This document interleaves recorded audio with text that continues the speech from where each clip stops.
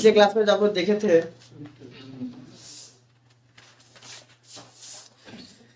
Dual aspect या dual entry system, ये VVI topic है और इसी पे हम लोग सारा काम करेंगे।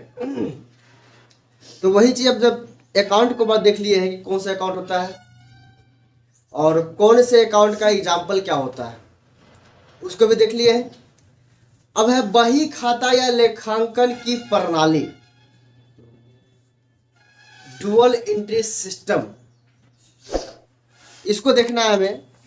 तो डुअल एंट्री सिस्टम के लिए आपको बताया गया था पिछले क्लास में भी, और यहाँ भी देखते हैं। कहता है दोहरा लेखा प्रणाली लेखांकन की वह प्रणाली है जिसमें लेन देन के दोनों पक्षों में से एक पक्ष को डेबिट मीन्स नाम तथा दूसरे पक्ष को क्रेडिट यानी कि जमा कुछ निश्चित नियम के अनुसार किया जाता है। तो जैसे आप देखे थे पहले कि डेबिट एंड क्रेडिट हमें करना है, लेकिन ये भी बताए थे आपको कि सब के लिए इसका नियम रूल्स अलग अलग हो जाता है।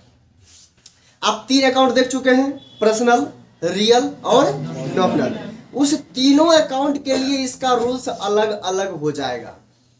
तीनों रूल्स में अलग अलग तरह से गोल्डन रूल्स यहाँ पर लगेंगे और डीआर सीआर को जो हम तीनों अकाउंट में जो कुछ निश्चित नियम के अनुसार लगाएंगे उसे कहते हैं गोल्डन रूल्स।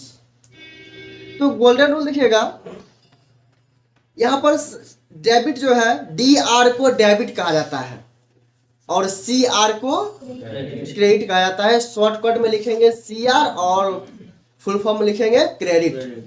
डेबिट को लिखेंगे डी आर और डेबिट। अब कहता है लेखांकन या बही खाता का नियम, रूल्स ऑफ अकाउंटिंग। अकाउंटिंग करने का जो रूल्स है, जो नियम है, वो नियम क्या है, वो नियम कैसे काम करता है, इस चीज को देखेंगे। तो सबसे पहले कहता है golden rules of accounting, there are 3 rules. यहाँ पर 3 अकाउंट आप देखे हैं, आपके पास 3 अकाउंट है और तीनों अकाउंट के लिए गोल्डन रूल अलग अलग होगा। यहाँ पर दोहरा लेखा प्रणाली के लिए गोल्डन रूल जो है एक डीआर और दूसरा सीआर। गोल्डन रूल 2 ही है, गोल्डन रूल जो है सिर्फ 2 है, लेकिन सभी खाते में अलग अलग यही लगेगा, सब जगह यही लिखाएगा। तो सभी खाते को मिला करके ये हो जाएगा 6, सभी के लिए हो जाएगा 6 और ये अकेले है सिर्फ नियम लेके आया है 2 ही, लेकिन सब अकाउंट में जो अलग अलग लगेगा उसके अनुसार से हो जाता है ये 6। तो पहला अकाउंट जो है आपका पर्सनल अकाउंट। तो पर्सनल अकाउंट के लिए कहता है debit the receiver from business, debit the receiver from business, business से पाने वाले व्यक्ति को डेबिट करेंगे। And credit the giver to business, business में देने वाले व्यक्ति को क्रेडिट करेंगे। अब बिजनेस से पाने वाला व्यक्ति, पर्सनल अकाउंट, ध्यान रखिएगा, पर्सनल अकाउंट, पर्सनल अकाउंट में कोई व्यक्ति हो सकता है, कोई कंपनी हो सकता है, कोई दुकान हो सकता है, कोई संस्थान हो सकता है। तो वो जितने भी पर्सनल व्यक्ति हो गए जो बिजनेस से जो कुछ भी पाएंगे वो कुछ भी लेंगे, चाहे वो सामान ले रहे हो, चाहे वो कैश ले रहे हो, या वो कमीशन ले रहे हो, या डिस्काउंट ले रहे हो, तो वो बिजनेस से पा रहे हैं, बिजनेस से ले रहे हैं। तो डेबिट द रिसीवर, बिजनेस से पाने वाले व्यक्ति को डेबिट करेंगे। And credit the giver to business, business को देने वाले व्यक्ति को क्रेडिट करेंगे। अब बिजनेस को कुछ भी दे सकते हैं, कुछ सामान दे रहे होंगे, कैश दे रहे होंगे, कमीशन दे रहे होंगे, डिस्काउंट दे रहे होंगे, कुछ चैरिटी दे रहे होंगे बिजनेस के लिए। अब मान लीजिए कि आप कोई बिजनेस चला रहे हैं, उसमें आपको कुछ अनुदान मिलता है, सब्सिडी मिलता है गवर्नमेंट से, तो बिजनेस को मिल रहा है, बिजनेस क्या हो रहा है, मिल रहा है, तो वो गवर्नमेंट बिजनेस को दे रहा है सब्सिडी, तो वो बिजनेस को देने वाले व्यक्ति हो गए। तो बिजनेस में देने वाले कोई भी व्यक्ति होगा, कोई भी संस्थान होगा, कोई भी कंपनी होगा या गवर्नमेंट हो, वो सब बिजनेस को देने वाले हो गए, तो उन्हें लिखेंगे क्रेडिट के रूप में CR। ठीक इसी का अपोजिट जो बिजनेस से पाने वाले हो जाएंगे, बिजनेस से लेने वाले हो जाएंगे, उसे करेंगे डेबिट मीन्स डीआर। ये पहला रूल्स हो गया। अगला रूल्स है रियल अकाउंट के लिए। तो रियल अकाउंट को देखेंगे कि व्यापार के सभी प्रकार के संपत्ति का खाता वास्तविक खाता या वस्तुगत खाता कहलाता है। तो इसके लिए भी गोल्डन रूल्स अलग है। Debit what comes in my business, debit what comes in my business and credit out goes out from business, credit what goes out from business. हमारे बिजनेस में आने वाले सभी प्रकार के संपत्ति, क्योंकि रियल अकाउंट है, हमारे बिजनेस में आने वाले सभी प्रकार के संपत्ति को डेबिट करेंगे और व्यापार से जाने वाले सभी प्रकार के संपत्ति को क्रेडिट करेंगे। अब संपत्ति हमारे व्यापार में आएगा क्या यहां पर? तो आप परचेज करेंगे, संपत्ति आएगा। आप कंप्यूटर खरीदेंगे, संपत्ति आ रहा है। आप किसी से कैश रिसीव कर रहे हैं, आप किसी से कैश रिसीव कर रहे हैं, तो संपत्ति हमारे पास आ रहा है। तो वो हो जाएगा debit what comes in my business. हमारे बिजनेस में आने वाले सभी वस्तु को डेबिट लिखना है। और credit what goes out from my business, हमारे बिजनेस से जाने वाले सभी प्रकार के संपत्ति को क्रेडिट लिखना है। अब जैसे हम सेल करेंगे, तो सेल करेंगे तो क्या हो रहा है, बिजनेस हमारे संपत्ति हमारे बिजनेस में आ रहा है कि जा रहा है? हमारे बिजनेस से बाहर जा रहा है। यदि सेल रिटर्न करेंगे तो हमारे बिजनेस में आ रहा है, पुनः वापस आ रहा है। इस स्थिति में उसे डेबिट करेंगे। एक बार उस सामान को हम बेच चुके हैं, वो सामान चला गया, उस समय क्या लिखे? क्रेडिट लिखे।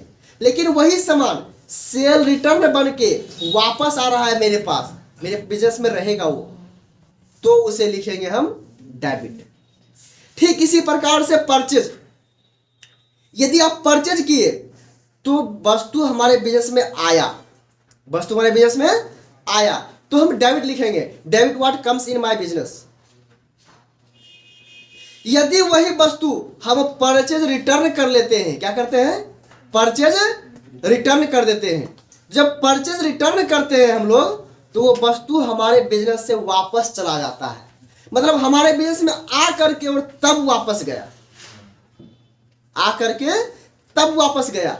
यदि वो बिजनेस में सामान जो आ रहा था किसी फैक्ट्री से, किसी कंपनी से मंगवा रहे हैं, तो आपके बिजनेस तक पहुंचा ही नहीं, बीच में गाड़ी का एक्सीडेंट हो गया, पुलिस पकड़ लिया, वो सामान आपके तक पहुंचा नहीं। और आप उस सामान को परचेज में एंट्री तब करेंगे जब आपके पास वो फिजिकली रूप से पहुंच जाए, जब आप उसे रिसीव कर लेंगे, अपने गोडाउन में रख लेंगे, तब आप उसे परचेज में एंट्री करेंगे। अन्यथा ऐसी स्थिति में उसको एंट्री करना नहीं है, क्योंकि जब तक आपके पास फिजिकली रूप से सामान नहीं पहुंचेगा तब तक वो आपका नहीं है। तो इस स्थिति में उसको कुछ नहीं करना है। तो परचेज रिटर्न सीआर हो जाएगा और परचेज हो जाएगा डीआर। सेल हो जाएगा सीआर, सेल रिटर्न हो जाएगा डीआर। इसी प्रकार से संपत्ति में कैश आप देंगे किसी को। जैसे आप सामान परचेज किए, आप कैश किसी को दे रहे हैं। यदि आप कैश किसी को दे रहे हैं तो उस समय क्या हो रहा है, हमारे बिजनेस से संपत्ति बाहर जा रहा है, संपत्ति बाहर जा रहा है। कैश हमारे पास रखा हुआ था, वो बिजनेस का संपत्ति है, वो बाहर जा रहा है। Credit what goes out from my business, हमारे बिजनेस से वो संपत्ति बाहर जा रहा है। तो इस स्थिति में लिखेंगे हम कैश को सीआर। आप हो सकता है कैश चैरिटी में दे रहे होंगे, दान में दे रहे होंगे, सब्सक्रिप्शन चंदा में दे रहे होंगे। तो यदि आप दान में दे रहे हैं 2 लाख रुपए कैश, तो उस स्थिति में हमारा वस्तु यानी कि कैश जो है, संपत्ति है, वो बिजनेस से बाहर जा रहा है। तो ये हो गया कैश। आगे कहता है इसी में नॉमिनल अकाउंट में चलते हैं। तो डेबिट ऑल एक्सपेंसेस और लॉसेस, डेबिट ऑल एक्सपेंसेस और losses in business of business, यानी कि बिजनेस के सभी प्रकार के खर्चा और सभी प्रकार के हानि या घाटा, उस सभी को डेबिट लिखेंगे, उस सभी को डेबिट के रूप में लिखेंगे। एंड क्रेडिट ऑल इनकम और प्रॉफिट, व्यापार का जितना भी इनकम होगा या जितना भी प्रॉफिट होगा उस सभी को क्रेडिट के रूप में लिखेंगे। यहीं से माइनस प्लस तय हो जाता है। आपको पहले बताए थे कि आप अकाउंटिंग जब करेंगे इसे माइनस प्लस कहीं नहीं लिखना है। बस यही तीनों गोल्डन रूल्स जो है आपको अकाउंटिंग करने के लिए वीवीआई है। आप इसमें यदि कहीं मिस्टेक करते हैं, डीआर की जगह सीआर और सीआर की जगह डीआर लिख दिए, तो बिजनेस या तो प्रॉफिट में जाएगा या नुकसान में जाएगा। वो भी थोड़ा बहुत नहीं, नुकसान में जितना का आप सामान सेल किए हैं दोगुना लॉस दिखाएगा। यदि प्रॉफिट में जा रहा है तो जितना का प्रॉफिट के सेल किए हैं उतना का डबल प्रॉफिट दिखाएगा। तो जब भी इसमें मिस्टेक होगा तो जितना का ट्रांजैक्शन मिस्टेक हो रहा है उसका डबल हमेशा प्रॉफिट या लॉस में दिखाएगा। तो ये जो तीनों वीवीआई है गोल्डन रूल्स, इस तीनों को आपको थोड़ा समझ के रखना है हमेशा, क्योंकि जब भी हमारे काम करेंगे इस तीनों रूल्स पे ही चलेंगे, डीआर और सीआर लगाएंगे। तो पहला हम देख लिए personal account, debit the receiver from my business and credit the giver to my business. हमारे बिजनेस से पाने वाले कोई भी व्यक्ति, चाहे वो मजदूर हो, मजदूर भी कैश पा रहा है ना, वो पाने वाला हो गया। किसी को कमीशन दे रहे हैं, कोई एजेंट है, किसी को सैलरी दे रहे हैं, वो हमारे बिजनेस से पा रहा है, ले रहा है। हम सामान खरीद कर लाए किसी कंपनी से, उस कंपनी को हम पेमेंट कर रहे हैं, तो हमारे बिजनेस से वो क्या हो रहा है, पा रहा है। तो पाने वाले को डेबिट एंड हमारे बिजनेस को देने वाले को क्रेडिट, ठीक इसी का अपोजिट हो जाएगा।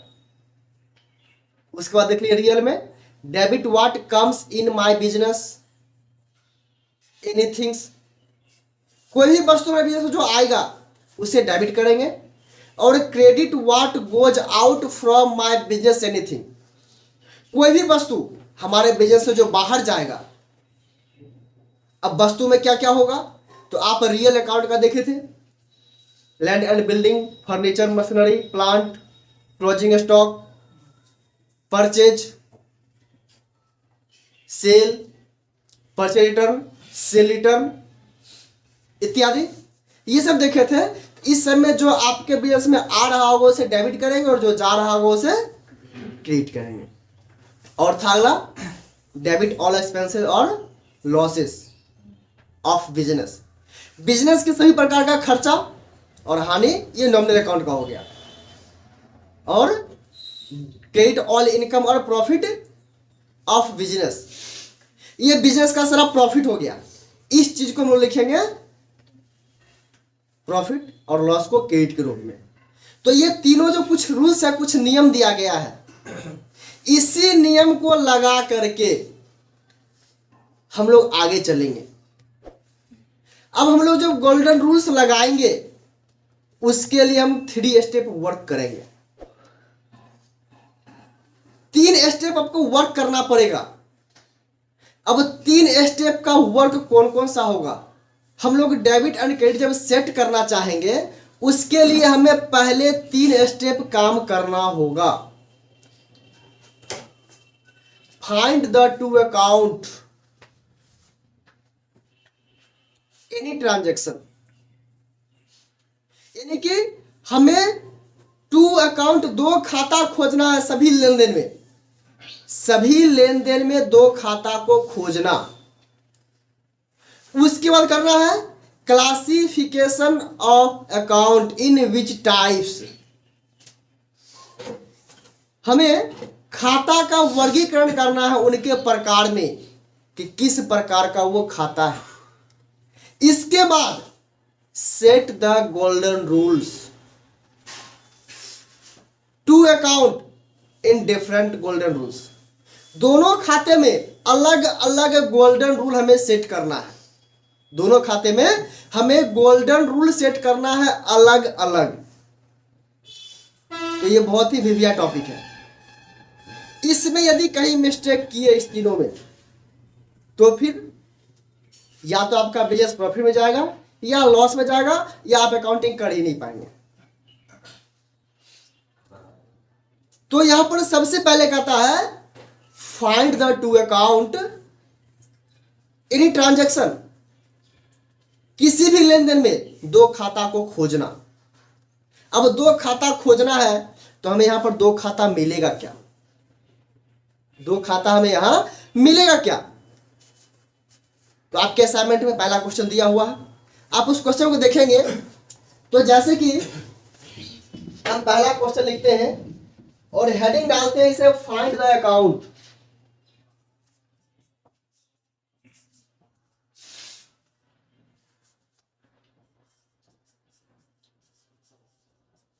Find the account.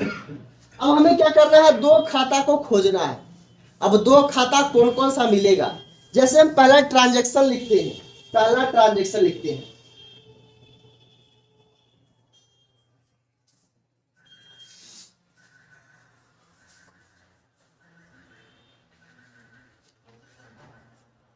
Ram Mohan started business with cash. अब यहां पर देखिएगा, Ram Mohan started business with cash. इसमें दो खाता को खोजना है हमें। इसमें दो खाता कौन कौन सा होगा, ये ट्रांजैक्शन एक बन रहा है, इस ट्रांजैक्शन में खाता को खोजेंगे तो खाता इसमें दो बनेगा क्या। तो सबसे पहले यहां पर किया क्या जा रहा है, बिजनेस को स्टार्ट किया जा रहा है। और बिजनेस को स्टार्ट करने के लिए क्या चाहिए, कैपिटल चाहिए, पूंजी चाहिए। तो सबसे पहला अकाउंट जो यहां बनेगा कैपिटल का अकाउंट बनेगा। सबसे जो पहला बनेगा कैपिटल का अकाउंट बनेगा। अब ये बिजनेस में कैपिटल लगाया है किसने, राम मोहन एक बिजनेस का ओनर हो गया। यहां पर राम मोहन कैपिटल अकाउंट भी लिख सकते हैं। ये तब लिखाएगा जब कोई दो व्यक्ति पार्टनरशिप में है। राम कितना कैपिटल दिया है, श्याम कितना कैपिटल दिया है। लेकिन यहां पर क्या है, ये अकेले ओनर है बिजनेस का। तो यहां पर नाम लिख भी सकते हैं और नहीं भी लिख सकते हैं, कोई दिक्कत नहीं है, क्योंकि यहां पर कैपिटल जो भी देगा वो सिर्फ राम मोहन जो व्यक्ति है वही देगा। तो सिर्फ हम कैपिटल अकाउंट भी लिख सकते हैं। तो ये लिख दिए कैपिटल अकाउंट। राम क्या दिया, तो पूंजी दिया। पहला खाता ये बन गया राम का पूंजी का खाता। राम एक ओनर हो गया, वो पूंजी दे रहा है बिजनेस को। अब वो पूंजी दिया किस रूप में, कैश दिया है या मशीन दिया है या कुछ वस्तु दिया है या जमीन दिया है या भवन दिया है।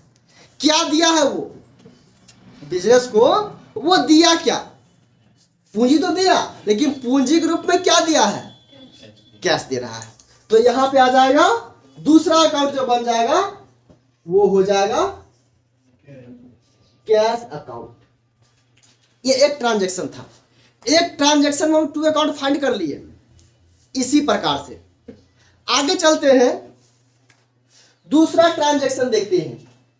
जब आप बिजनेस स्टार्ट कर लिए, बिजनेस चालू कर लिए, पूंजी लगा दिए, तो अब क्या करना है आपको, बिजनेस चालू कर रहे हैं कब, जब हम सामान को बेचेंगे। तो सामान बेचने के लिए पहले क्या करना पड़ेगा, खरीद कर लाना पड़ेगा। और आप देखे थे परचेज अकाउंट में जो वस्तु बेचने के लिए खरीदा गया उससे परचेज अकाउंट में लिखा जाता है। तो आइए देखते हैं,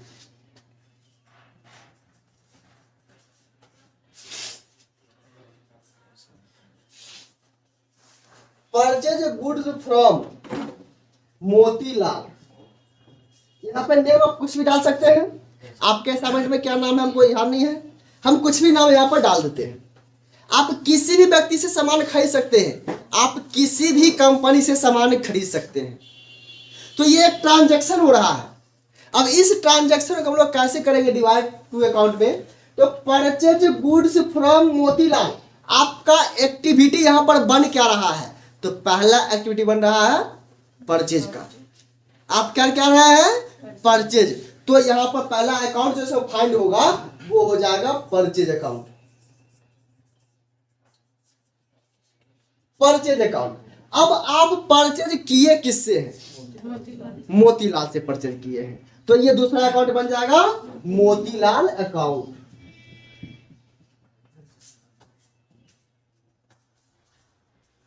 मोतीलाल अकाउंट ये बन जाएगा।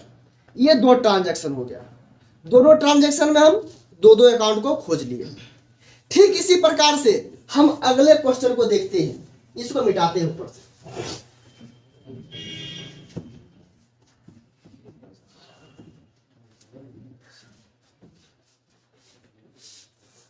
आगे देखते हैं, जब आप सामान खरीद कर ले आए तब बेचना भी है कि रखना है घर में, बेचना है ना। चलिए, सामान को बेचना है तो क्या करते हैं हम लोग, सोल्ड गुड्स,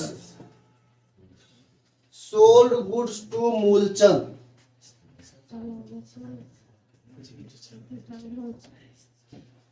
अब आप सामान को बेच रहे हैं, सोल्ड गुड्स टू मूलचंद। जब आप सामान को बेच रहे हैं तो पहला एक्टिविटी क्या है इस अकाउंट में, ट्रांजैक्शन में बेचना। तो बेचने के लिए क्या होगा, सेल अकाउंट। क्या होगा, सेल अकाउंट। और आप बेच किसको रहे हैं, मूलचंद को नहीं बेच रहे हैं, मूलचंद को सामान दे रहे हैं। क्या मूलचंद को बेच दीजिएगा, सामान को बेच रहे हैं, मूलचंद को दे रहे हैं, तो ले कौन रहा है, मूलचंद ले रहा है। तो दूसरा अकाउंट क्या आ जाएगा,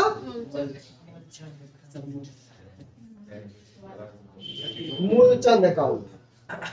अब देखिए, ये तो ट्रांजैक्शन था एक, अकाउंट फाइंड कितना हुआ, चलिए आगे देखते हैं। अगला है purchase a cycle, purchase a cycle for office use. अब ये ऑफिस किसका है, व्यापार का है ना। आप चला क्या रहे हैं, व्यापार चला रहे हैं। अब परचेज किए, purchase a cycle for office use. अब ऑफिस चलेगा साइकिल पर, तो कौन चलेगा इस पर, जो उसका एम्प्लॉय है। अब ऑफिस यूज के लिए खरीदे, लेकिन यहां पर इसको बेचना है, नहीं बेचना है। यदि नहीं बेचना है, यदि नहीं बेचना है तो इसे क्या लिखेंगे हम लोग, आपको पीछे कैसे बताया गया था, जिस सामान को बेचना है उसे लिखेंगे परचेज अकाउंट में, लेकिन जिसे बेचना ही नहीं है उसे उस वस्तु के नाम से ही लिखेंगे कि आप इतने रुपए खर्च कहाँ किए, तो उस वस्तु के हिसाब के लिए इतने रुपए खर्च किए।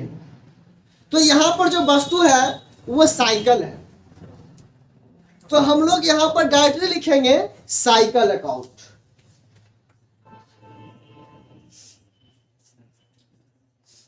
अब ये साइकिल जो खरीदे हैं किसी व्यक्ति से नहीं खरीदे हैं, किसी व्यक्ति का नाम नहीं है। जब हम परचेज किए हैं तो यहां पर कोई चर्चा आगे नहीं है कोई व्यक्ति का, तो ये सिर्फ कैश में होगा। ये अकाउंट का भाषा यही बता रहा है, बोलना नहीं है कि हम कैश में खरीदे हैं। लिखने का तरीका से आपको पता चल जाएगा कि कैश में खरीदा गया है या उधार में खरीदा गया है।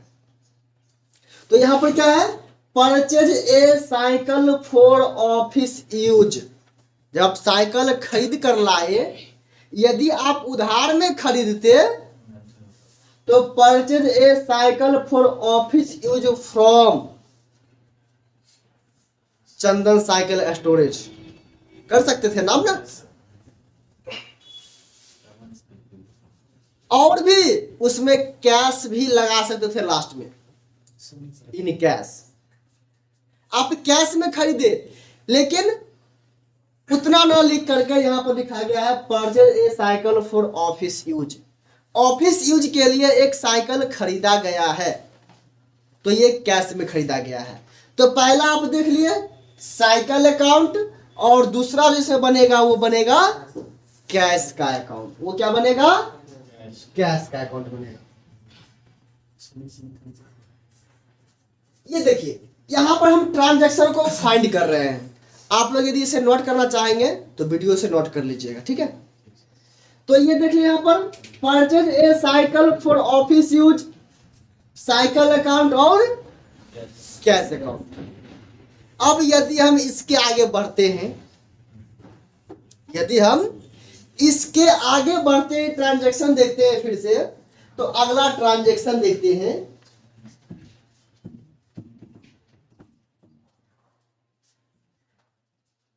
Paid rent, paid rent. अब रेंट पेड करना है, रेंट को क्या करना है, पेड करना है। तो पेड रेंट यहां पर एक्टिविटी हो गया पहला आपका। अब पेड रेंट हम यहां पर लिखे, यहां पर कुछ नेम भी आ सकता है। Paid rent to Mahesh, paid rent to Mohan, paid rent for building, भवन के लिए आप पेड कर रहे हैं, तो वो सब एक रेंट में आ जाता है। वैसे रेंट के स्थान पर क्लासिफिकेशन करके लिख सकते हैं, लेकिन यहां पर वो उसका रेफरेंस में आ जाएगा, बिल्डिंग के लिए पेमेंट किए हैं। लेकिन डायरेक्टली यहां पर paid rent to Mahesh, for example paid rent to Mahesh, हम महेश को भुगतान कर रहे हैं, महेश को दे रहे हैं। अब दे क्या रहे हैं, ट्रांजैक्शन यहां पर हो रहा है। अब हम रेंट दे रहे हैं, तो आप खर्च कर रहे हैं, यहां पर रेंट दे रहे हैं। तो आइए पहला ट्रांजैक्शन का हो जाएगा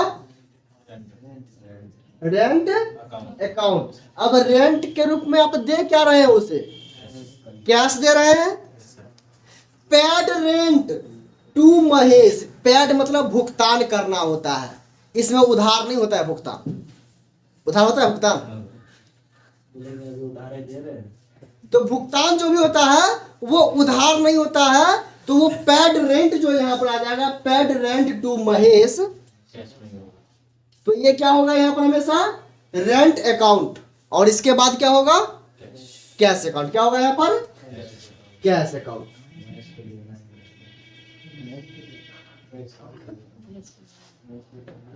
अब यहां पर महेश नहीं आएगा, क्योंकि जब हम उधार देंगे इसको, यहां तो रेंट पेड कर रहे हैं, और पेड करना मतलब भुगतान होता है, और ये उधार तो होगा नहीं। तो उधार होगा कहीं, उधार जब नहीं होगा तो ये भुगतान कर रहे हैं कैश में। किस में कर रहे हैं, कैश में कर रहे हैं। तो rent account and cash account भुगतान, इसी स्थान पर नाम लिख देते तो उधार हो जाता।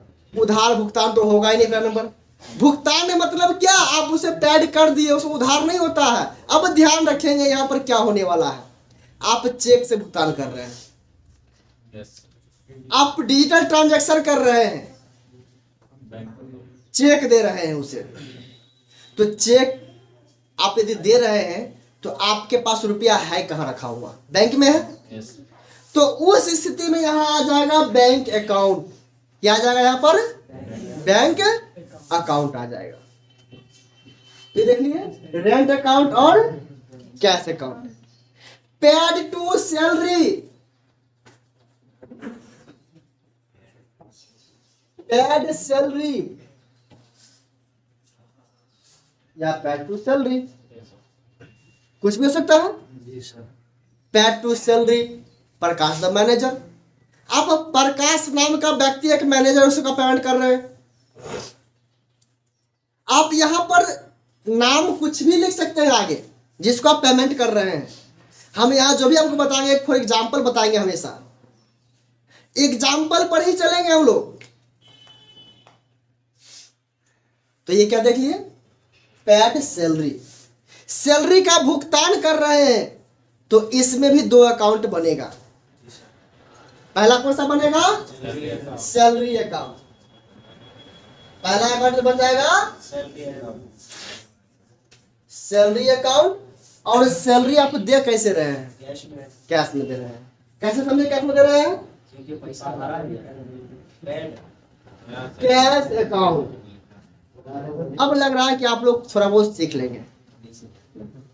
तो ये हो गया पैड सैलरी, सैलरी अकाउंट और कैश अकाउंट। अब इसी तरह से आगे जितना भी क्वेश्चन आएगा आप सभी क्वेश्चन को धुआं धुआं उड़ा सकते हैं,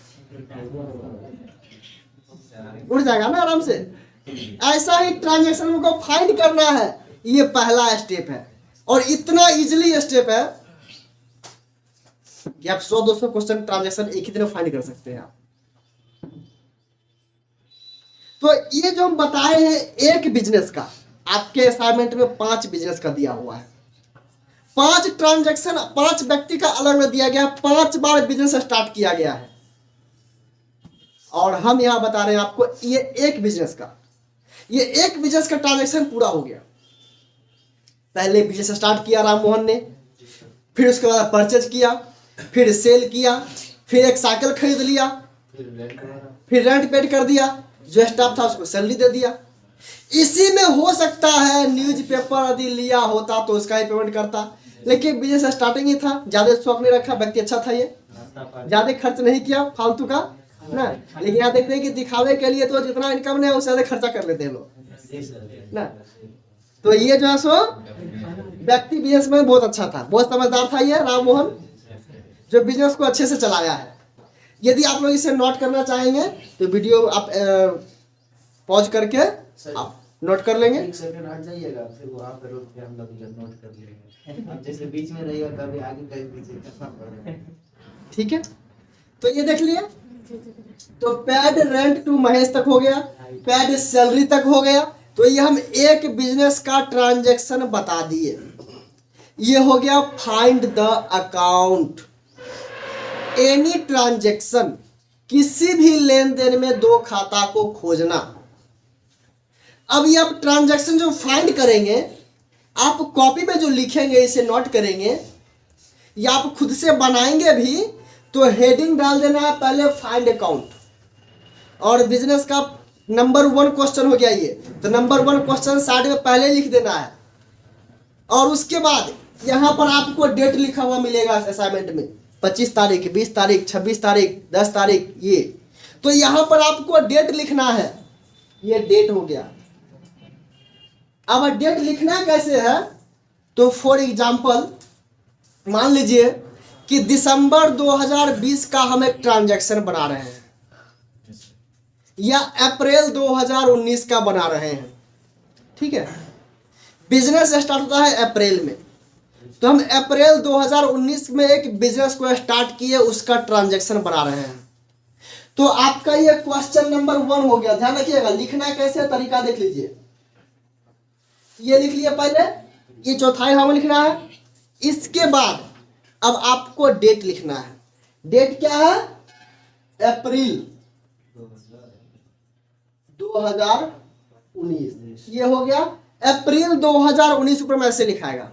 इसके बाद अब फॉर एग्जांपल ये ट्रांजैक्शन 1 तारीख का है, ये ट्रांजैक्शन 5 तारीख का है, अगला ट्रांजैक्शन आएगा 6 तारीख का होगा। सिर्फ ये लिखाएगा, ये नंबर नहीं लिखाएगा, सिर्फ ये लिखाएगा ऐसे ही। ऊपर ये नंबर डाल देना है, क्वेश्चन नंबर। मंथ जो है उस मंथ को पहले ऊपर इंडिकेट कर देना है। अब यहाँ पर ये नहीं लिखना है कि 1/4/2019, ये नहीं लिखना है, ठीक है। ऐसे लिखना है। मंथ आप ऊपर डिवाइड कर दिए, ईयर दिखा दिए, और सिर्फ कंटिन्यू ये आपको ऐड करते चल जाना है। और ध्यान रहे, आप लोग का जो आदत लगा हुआ है ना लिख करके डॉट देने का, जैसे आप कुछ क्वेश्चन नंबर लिखे और आगे डॉट दे देते हैं, ये आदत आप लोग का लगा हुआ होगा। तो ये नहीं देना है, डेट में दशमलव नहीं होता है, डेट में दशमलव नहीं होता है। तो इस चीज को देख लिए। तो इस प्रकार से आपको नोट करना है। फेयर में भी आपको इसी प्रकार से ऐड करना है। अभी अमाउंट का कोई चर्चा नहीं करना है। अमाउंट का चर्चा जब करना होगा तो हम आगे फिर बताएंगे। यदि हमको चर्चा करना होता तो हम यहाँ पर अमाउंट लिखते हैं। अभी अमाउंट अभी हम नहीं लिखे हैं। अमाउंट का चर्चा जहां होने लगेगा हम आपको उस समय बता देंगे और उस समय लिख भी देंगे आपके बताने से पहले। अभी सिर्फ हमको अकाउंट फाइंड करना है। ट्रांजैक्शन देख रहे हैं और ट्रांजैक्शन में कौन कौन सा अकाउंट बन रहा है। तो ये पहला ट्रांजैक्शन बना दिए और आप नेक्स्ट क्लास में सेकंड ट्रांजैक्शन का बना के लाइएगा घर से, होमवर्क। अकाउंट फाइंड करके लाना है। और ध्यान रहे जब आप ये अकाउंट फाइंड करेंगे तो ये जो हम लिखे हैं नंबरिंग टू अकाउंट का, तो एक लेफ्ट साइड और एक राइट साइड, जो पहला लाइन में लिखेंगे उसी के सामने सामने होना चाहिए, उसी के सामने सामने सभी में उसके सामने सामने ही होना चाहिए। अब ये नहीं कि हम पेड सैलरी यहाँ पर कर दिए तो सैलरी अकाउंट यहाँ लिख दिया और यहाँ पर कैश अकाउंट शो नहीं। ऊपर में पहला किसके सामने लिखे हैं, उसी के सामने इसको लिखते आना है ऊपर से नीचे तक। और इसको आपको रफ में बना के लेना है। जब इसे हम वेरीफाई कर देंगे तब इसे फेयर में ऐड करना है। दूसरा ट्रांजैक्शन सर ना ये हो गया। जी हाँ, दूसरा बिजनेस का आपको ट्रांजैक्शन ऐड करके बना करके लाना है और इसे भी आपको रफ में लिख लेना है। तो आज का क्लास इधर देते हैं।